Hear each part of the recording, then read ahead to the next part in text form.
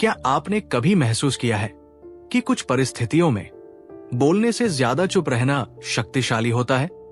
बहस में जीतने के लिए शब्द चाहिए, लेकिन जीवन में जीतने के लिए मौन की शक्ति चाहिए।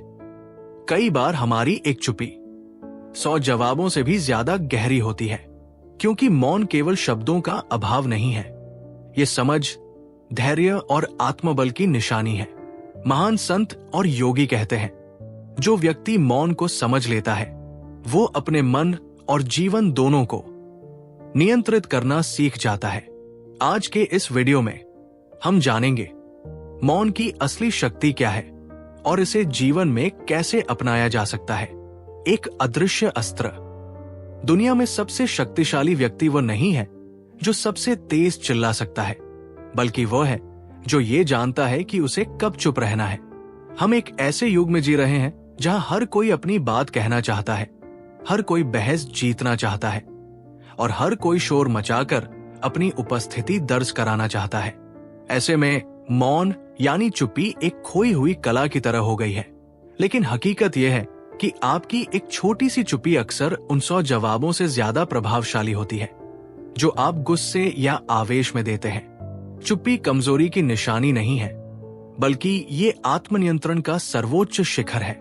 जब आप चुप रहना सीख जाते हैं तो आप अपनी ऊर्जा को सुरक्षित करते हैं और दूसरों को ये सोचने पर मजबूर कर देते हैं कि आपके भीतर क्या चल रहा है। महान दार्शनिकों ने कहा है कि शब्द अक्सर सच्चाई को छिपा लेते हैं, लेकिन मौन हमेशा सत्य को प्रकट करता है। चुप्पी 100 जवाबों के बराबर क्यों है? अक्सर जब कोई हमारा अपमान करता है या हमसे बहस करता है तो हमारी पहली प्रतिक्रिया पलटकर जवाब देने की होती है। हमें लगता है कि अगर हम चुप रहे तो हम हार जाएंगे, लेकिन यही हम गलती करते हैं। गरिमा की रक्षा। जब आप किसी मूर्ख या अज्ञानी व्यक्ति की बहस का जवाब चुप्पी से देते हैं तो आप अपनी गरिमा बनाए रखते हैं। बहस करने वाला व्यक्ति आपकी प्रतिक्रिया का इंतजार करता है, लेकिन जब आप उसे चुप्पी का उपहार देते हैं तो उसकी सारी आक्रामकता बेअसर हो जाती है। विचारों की स्पष्टता।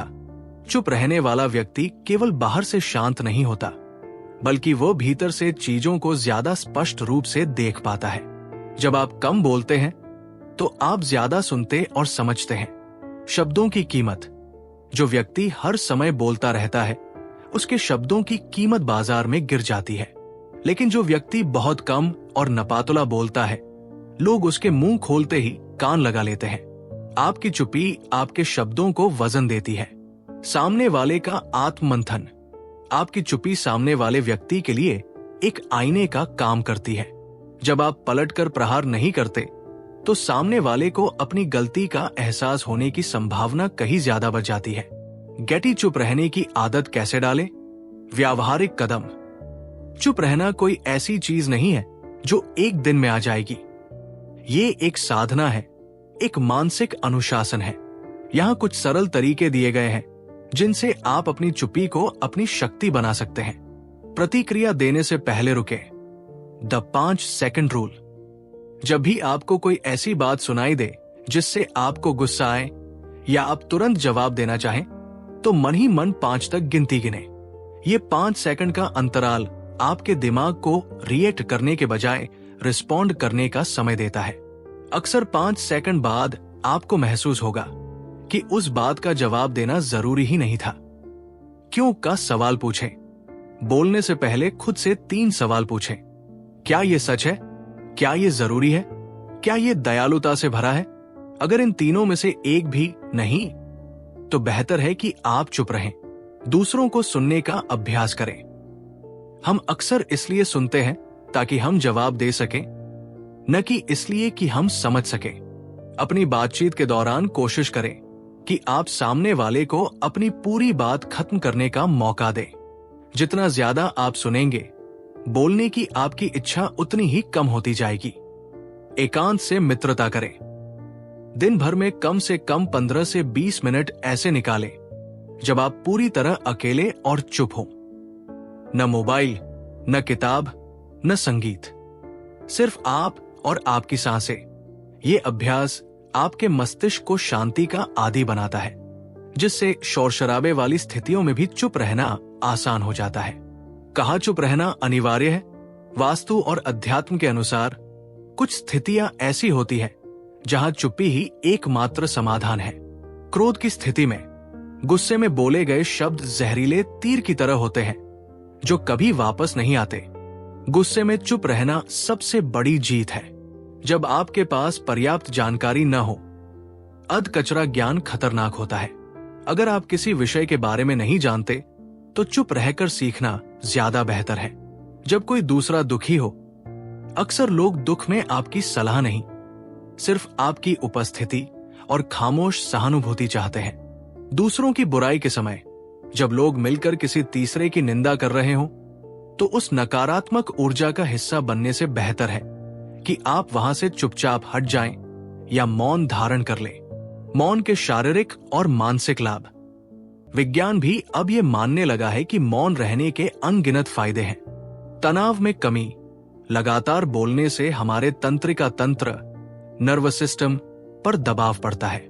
मौन रहने से कोर्टिसोल का स्तर कम होता है और हम शांत महसूस करते हैं। मस्तिष्क की मरम्मत। शोध बताते हैं कि प्रतिदिन कुछ समय का मौन मस्तिष्क की नई कोशिकाओं के निर्माण में मदद करता है, जिससे याददाश्त और एकाग्रता बढ़ती है। ऊर्जा का संचय। बोलना शरीर की बहुत ऊर्जा ऊर्जा खर्च करता है। चुप रहकर आप उस ऊर्जा को अपने महत्वपूर्ण कार्यों और स्वास्थ्य की ओर मोड़ सकते हैं। निष्कर्ष, चुप्पी का जादू। याद रखिए, आपकी चुप्पी का मतलब ये नहीं है कि आपके पास कहने के लिए कुछ नहीं है। इसका मतलब यह है कि आप ये जानते हैं कि आपके शब्द उन लोगों के लिए नहीं है जो आपकी खामोशी को नहीं समझ सकते। बुद्धिमान व्यक्ति जानता है कि कब बोलना है, लेकिन उससे भी ज्यादा बुद्धिमान वह है जिसे ये पता है कि कब चुप रहना है। अपनी चुप्पी को अपनी ढाल बनाइए। जब आप चुप रहना शुरू करेंगे तो आप पाएंगे कि आपके जीवन के आधे झगड़े अपने आप खत्म हो गए हैं। आपकी शांति ही आपका सबसे बड़ा जवाब होगी। याद रखिए, हर सवाल का जवाब शब्दों से देना जरूरी नहीं होता। कभी कभी आपकी शांत चुप्पी दूसरे व्यक्ति को खुद ही सत्य का एहसास करा देती है। मौन कमजोरी नहीं है, ये आत्मिक शक्ति का सबसे ऊंचा रूप है। जब आप मौन को समझ लेते हैं तो आपका मन शांत होने लगता है और जीवन की उलझनें भी धीरे धीरे सुलझने लगती है। इस ज्ञान को उन लोगों तक पहुंचाएं जिन्हें इसकी सच में जरूरत है। आपके समय और विश्वास के लिए दिल से धन्यवाद।